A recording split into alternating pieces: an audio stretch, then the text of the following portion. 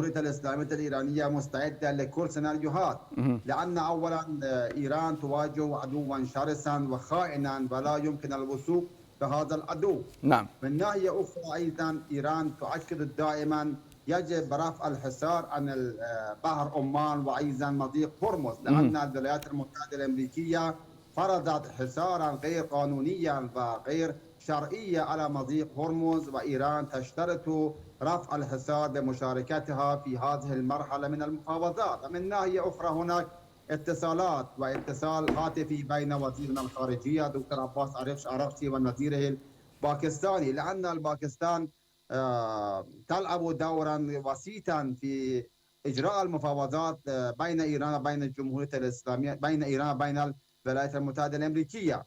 إيران تؤكد على شروطها، وإذا توافق الولايات المتحدة الأمريكية على هذه الشروط ستشارك إيران أيضا في هذه المرحلة من المفاوضات لإبراز حسن نيتها وأيضا لاختبار نوايا ترامب.